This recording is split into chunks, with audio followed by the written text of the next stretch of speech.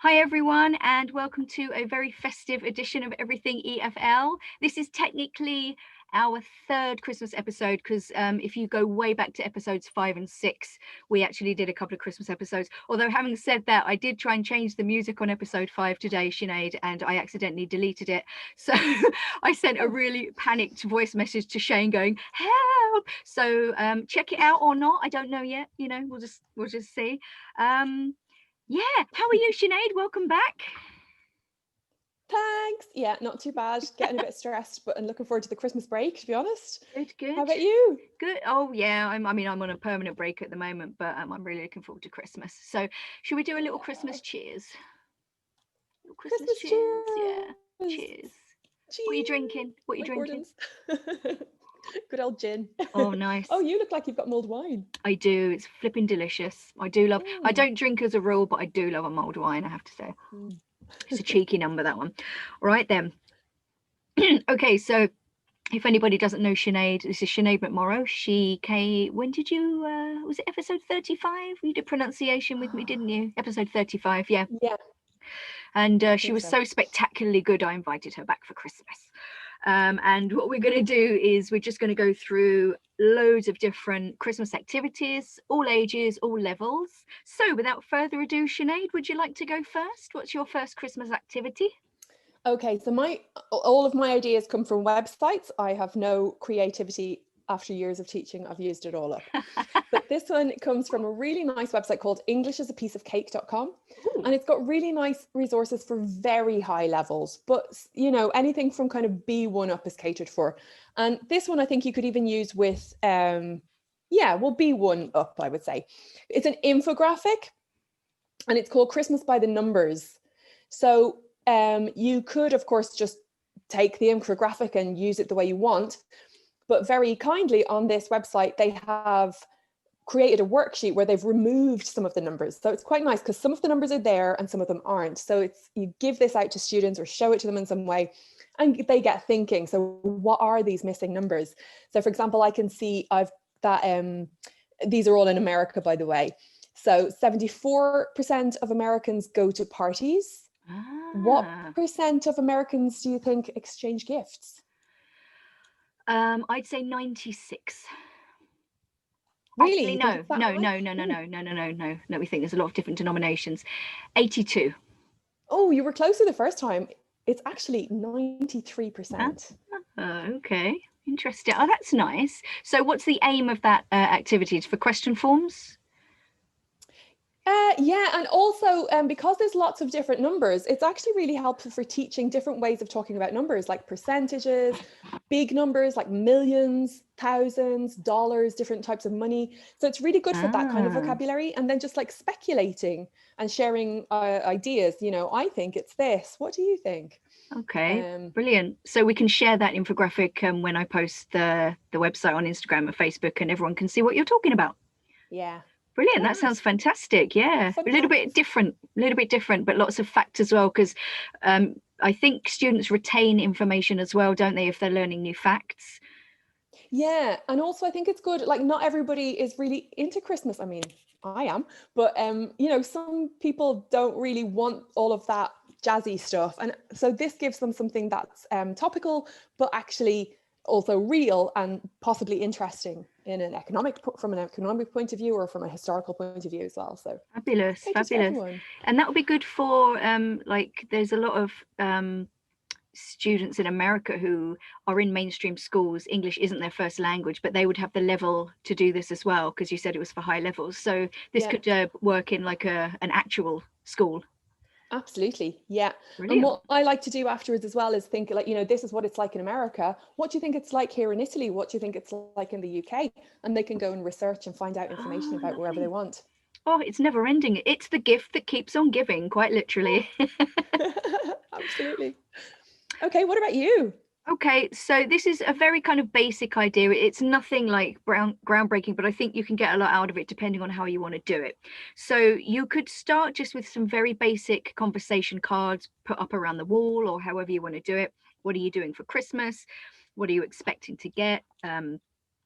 depending on what country you're in, do you celebrate Christmas? What do you know about Christmas? Blah, blah, blah, blah. But if you have an international class, I don't think it matters if not everybody celebrates Christmas, because if you get students who don't, then you could put them in a group with a couple of students who do, but make sure those students are a different nationality. So we're going to demonstrate now. You are in... I'm in Palermo in Italy. Okay, and I am in Dublin in Ireland. So I'm going to imagine there are quite a few differences. So you could prompt some questions and it could go something like this. So what is the important day for Italians? Is it the 24th or the 25th? That's a really good question. I think it's, yeah, I think it's How long have you been living there? 5th. No, it's really weird. It's more like family based. It's all family based. But everybody seems to have their own kind of traditions, and even from region to region that will change. So the way my husband's family celebrates Christmas, it's Christmas Eve is just us, the immediate family, and then Christmas Day will be like the extended family for a big lunch. Okay. So they're kind of both important in a way, yeah. Okay, and then I would say that in Ireland, the big day is on the 25th, where the family comes round, and possibly again for St. Stephen's Day, same kind of thing. And then you could have more prompts about, do you go to church? What games do you play? What kind of presents do you receive? And you could just, what's similar, what's different. And then, they could report back to other students about what they learn about other nationalities. So it's very good for finding common ground, celebrating differences, learning. And it's all completely student-based. No, absolutely. So yep, you can and do a get lot them with to think of their own couple of questions to add on as well. Absolutely, absolutely, especially with the higher levels. The less work you do as a teacher, the better. That's what I say. Okay, how about you? Another one? Okay, so this is actually from the same website that I mentioned before, englishisapieceofcake.com. And this activity, it's actually taken from the Martha Stewart website. So there's a template for making a snowflake. So you can like print that off, and students then use that template to, they fold up a bit of paper and use the template to cut out this shape, and then they open it up and they've got a beautiful snowflake. But where's the language, you might ask? Well, only half of the students are making snowflakes at any one time. The other half are giving them the directions. So again, I like this because it's quite clear. There's vocabulary matching task at the start, and you've got all these words like right angle, bisect, perpendicular, intersect, diamond, all these lovely words, and you've got to match them to their definitions. It's a mathematician's dream. Oh, it's wonderful. And then the students have to use those words to give instructions on how to make this snowflake, because it's very geometrical, fold your page at a right angle, or cut this line at a right angle to the other line. And they've got also some useful phrases for giving instructions. So things like, before you begin, you should do this.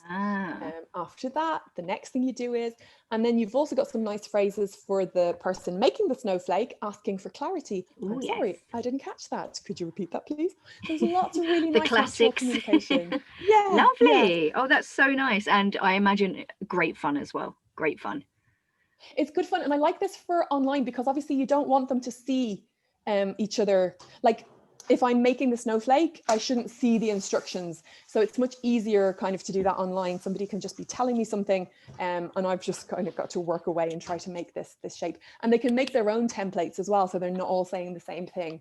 Brilliant. So lots of fun to be had. And then you can decorate your classroom or decorate your house with your snowflakes. Oh, pretty. Yeah, I love that. That's brilliant. That sounds like really good fun. Love that one. And adaptable to different levels. Obviously, I talked about the CLIL language, but you could really easily do that with low levels as well, I think. Yeah, just feeding in more basic language. Yeah, lovely. Okay.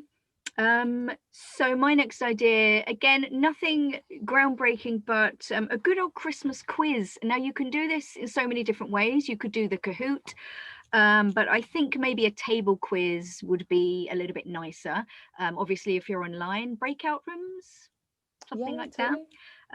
You could have the questions on PowerPoint or whatever. And again, it could be, if you're based in a country like Ireland or the USA, the questions could be exclusively about that, Or you could have questions about Christmas in lots of different countries. Like, for example, did you know, this is what I learned, we have a lot of Japanese students, and it's tradition now, through clever marketing, I assume, that most or a lot of families have KFC on Christmas Eve. So the question could be, which nationality has KFC on Christmas Eve, you know? Oh, And it's now just I want like, KFC. ooh. Another quiz is Who Wants to Be a Millionaire, and I'm going to attach a couple of templates that I found online. You can there's loads of templates online. You could inject or insert your own questions. And if you're in class, obviously this aspect would be easier. I've done this before, and I've gone from small prizes to bigger prizes. So you split the class up into two, and the first question is like, okay, for a biscuit. And the next one is for a packet of crisps, you know, Nice, for yeah. a bag of chocolate money, and the prizes get a little bit bigger and bigger and bigger. And then the winning team usually shares their booty anyway, so everybody's a winner. But it's everybody knows millionaire, and it's just Christmas. Yeah, absolutely. So yeah, it's just a slightly different twist on just a quiz if you don't want to do a Kahoot or a table quiz. Absolutely. That's the thing. Okay, another activity I like, so again, it's from another website called, this one is called All at Sea, letter C, not the sea, ocean sea. And there's these two guys, Steve and Tom. They have been teaching for years and training, and they've created this really nice website. And every Christmas, they put up a really detailed lesson plan based on the John Lewis advert. Oh, always heart melting. You just want to explain to our international listeners what that is. So, well, it's just that it's what modern Christmas is, no? John Lewis is this massive department store in the UK, and every Christmas they have a really, really, really emotional advertisement, but like obviously trying to sell gifts, but also encouraging the spirit of Christmas and kindness and inclusivity and including everyone in Christmas and caring about everybody and making sure everybody feels special on that special day. So it's always really nice, and there's always a really nice song, a kind of classic tune from maybe from the 1980s or the 1990s to accompany the video. It's really, really, really nice. Google John Lewis ads and you'll fall into a rabbit hole. So these lesson plans are really great because they will exploit everything. They will exploit the video, they'll exploit the song that's used. But there's one activity in particular that I really liked from 2 years ago. And it's a speaking task. So you're given this situation, it's Christmas morning. You've just had a phone call from a friend. They were supposed to be flying home for Christmas and it's all gone horribly wrong. The flight's cancelled, they've nowhere to go, they don't know what to do. And you being a good friend, of course, you say, oh, come to my house. There's always room for one more. But you're really happy your friend's going to be there, but you're thinking, but what's he or she going to do when we're all sitting around opening our gifts and they have nothing, and that's not really nice. So you think, right, I'll go out and find a last minute gift. So you go out to the 24-hour shop, but you find that there's only 5 things left on the shelf. These 5 things are, sorry, this makes me laugh every time. There's a selfie toaster. Right. Have you ever seen one of those? No. It's a real thing. There's a book called Knitting with Dog Hair. Yep. Better a sweater from a dog that you know and love than from a sheep you'll never meet. Well, there is always that. There's a cat. Yeah. There's a cat toilet training kit. Right. I can see that going down well. An air-conditioned shirt, like right. self-air conditioned, and power jumping stilts. Ooh. So these are the 5 things. So what you do is you break the students into groups. You give each group one gift, and they've got to think of reasons why this is the best gift for the friend. Ah. So even though it's like a really, really bad gift, they've got to think of advantages to this gift. Why is this good for your friend? You give them a bit of time for that. You mingle, what you like monitor, go around, make sure they've got the language they need, help them out. And then after, say, about 10 minutes, you regroup them so that you've got one person to represent each gift. So there'll be 5 people in a group. They've got to quickly present their reasons. They've got about a minute each. Once they've all presented their reasons why their gift is the best, they've all got to come to an agreement. So then they have to like convince each other and try to come to a decision. And this is really similar to the first certificate speaking task, part 3, where you have this collaborative task and you've got to come to a decision together. So it's really, really nice. But I think, again, it could be a really nice conversation class in any group. Yeah. And again, probably adaptable to kind of pre-intermediate level as well, I reckon. Yeah, I'd say if they're supported and scaffolded with a bit of pre-taught language, maybe from the week before or the day before, definitely. Yeah, I like use that. Different gifts. It's really fun. I've had fun with that. That's nice. And it's just a little bit off tangent. It's a bit different, like, as well, which is kind of you're doing some more original things and I'm doing some old classics. So it's a good mix of an episode, this one. Speaking of old classics, my next idea is based around vocabulary cards, which, like, if anyone knows me, this is the basis of my teaching methodology, is bits of paper and bits of card. So I would always have a stack of vocabulary cards with Christmas words, but make sure they have the pictures on, like tinsel, Christmas tree, you know, the word, the picture. So for low levels, you can just do a good old-fashioned Pictionary. For mid-levels, or maybe for higher levels, you could have them in teams, you know, and they could take a card, guess, you know, they have to describe the word, give a definition, and the team have to guess what it is. Or like guess what I am, where they actually have to say, you know, I am green and tall, I sit in the living room and people put balls on me, or something like that. Oh, it's a Christmas tree. So you've got like one stack of cards, but you can use them for any level, basically. So nice and easy. And if you take care of them, you can use them every year. Laminate them. Yes. Oh, didn't you used to love laminating things back in the day? So environmentally unfriendly, but love a laminate. Yeah. Okay. Do you have any more? Well, that actually, using those kind of flashcards would work really well with this song that I know called When Santa Got Stuck Up the Chimney. Okay, tell me more. I don't know this one. It's a really fun kids Christmas song, but you could really adapt it for low levels. It's very repetitive, and there's some nice language in it. Like he says, "My nose is tickling." So that's, you know, something useful. There's soot in my sacks. You get to teach them soot. So you've got all these nice words that you can pre-teach. And again, very visual. So you can use your flashcards. And you can add some gestures as well, because obviously if his nose is tickling, what do you think he's going to do?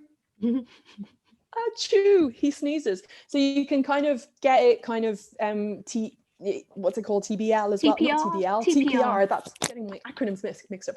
Yeah, get them moving and doing actions when they listen to the song, and get them singing along. As I said, the repetition really helps them to get those new words, and you know, the pronunciation that we were saying before, it's really good for their pronunciation as well. They're linking all these words together. Oh, nice. Getting all the sounds right. So lovely. It's fun. Talking of repetition, I would say for lower levels, the 12 days of Christmas would be quite nice. Even for high levels though, because once the song gets going, you've got like, 12 lords are leaping, 12 maids are milking, and you've got to keep up with the speed of the song. So even though it's kind of repetitive, on the first day of Christmas, my true love sent home you, you've really got to keep up with the song. So I think that's a nice one. I had kids perform that for Christmas, for their parents one Christmas, when I think it was my first year here in Palermo. God bless. They were lovely. It went really well on the day actually, but preparing for it was just was challenging. Now for kids, there's lots of versions of this on YouTube. You may have to hunt for a slightly more mature version if you're using it with older learners or teenage learners, so it's not too patronizing, but I'm sure you'll find something. YouTube's just full of stuff in it. Absolutely. So did you mention something about a donkey? Yeah, again, I don't have any particular activities for this, but there's just the same kind of thing. Pick out the vocab, do a bit of work on the pre-teaching. What's the name of the song first? get the activities in. It's called Dominick the Donkey, the Christmas donkey. Well, it's just called Dominick the Donkey, but it's Dominick the Christmas donkey. Okay. And there's a lot of e-awing in it. So again, it's quite fun to sing along. I'll let you look that up later. We'll stick a link up on the show notes, guys. Everything we mentioned will be on the show notes. And also, if you go to Instagram or Facebook, when I post the link to this episode, you'll see everything there.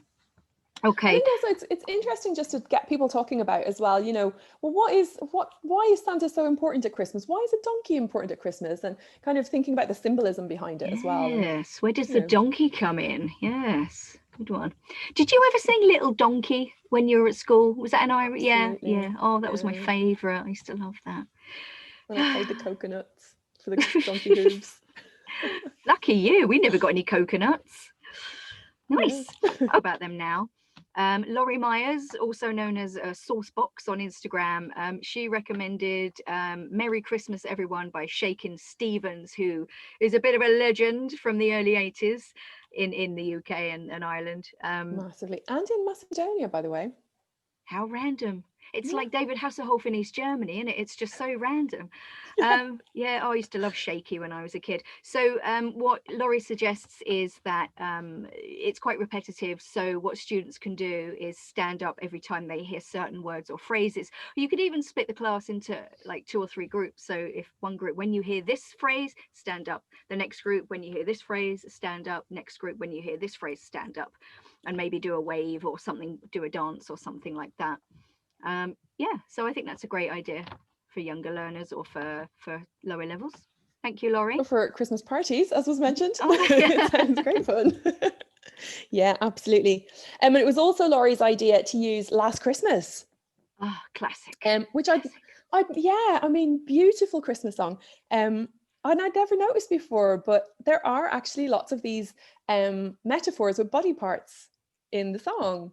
So like, I gave you my heart, a shoulder to cry on, to catch my eye. Yeah, twice shy. Once twice shy. Yeah. Not body, but still nice idioms there, yeah. You still catch my eye. Yeah. Yeah, and that could... lots of really juicy and like language that we use, you know. Absolutely. So, yeah, nice one, notice those phrases. Yeah, so it kind of goes on a bit of a non-Christmassy tangent, but you're still looking at some really nice language there. So thank you, Laurie. That's a great suggestion. And then we also have Mary Beth, who is under Irish Dance Dublin. So if you're into Irish dancing, guys, look her up on Instagram. She suggested a famous song called Baby It's Cold Outside. You know this one? Do you know this one? This is one of my favorite Christmas songs. Brilliant. Okay, so you'll love this. So she suggests that you separate the characters' lyrics. So you could, for example, use Christmassy colors. You could put the lyrics from one character on red paper and the lyrics from the other character on green paper, cut them up, and then you have to listen and order them. And then maybe you could get like one half of the class and the other half of the class to sing it or something like that. Do you like that? Yeah, fun. Yeah. I mean, you know, the lady's trying to leave and the man is trying to convince her to stay. Oh, but it's cold outside. Yeah. I see. Nice. You can reverse the roles as well, though. I mean, that's the nice thing about that song. And singers have done that, or like mess around with the kind of gender fluidity and stuff. So you can kind of have a laugh with it if you know your students really well and can play around with that kind of thing. Yeah. Definitely. Yeah, absolutely. And if you want to stay away from gender roles, then just call them characters. They're 2 characters. This character 1, character 2. Or change it up, you know, make it not a romantic situation, but that's actually really fun. Do you ever do that with songs? Again, for pronunciation. So they're not singing the song, but they've got to say the lyrics. In the like intonation that person would say to, like, what would the mother say to the child, or what would the teacher say to the student, or what would the doctor say to the patient, you know. It's cold outside. They'd say it in different ways. And that's brilliant. So, it can be quite fun as well. Oh, I love that. I love that. That's really nice. You could do that with a lot of songs, couldn't you? Oh, lots of them. Love it. Practically anything. Love it. Okay. I think our job is done here. Look, guys, this is not an exhaustive list, obviously. If you like any of these ideas, please do try them out and tell us how they went. If you don't like them, then, well, don't use them. What can I say? Humbug. Bah humbug. No. Happy Christmas. Yeah, happy Christmas. If you enjoyed this episode, please like, share and follow everything EFL on Instagram, Facebook or Twitter. Also, I'd love to hear from you if you have any comments on this episode, so please get in contact on said social media sites. You can subscribe to the podcast on Spotify, Google Podcasts or Apple Podcasts. Don't forget to tell your colleagues about us. Share the love. Merry Christmas.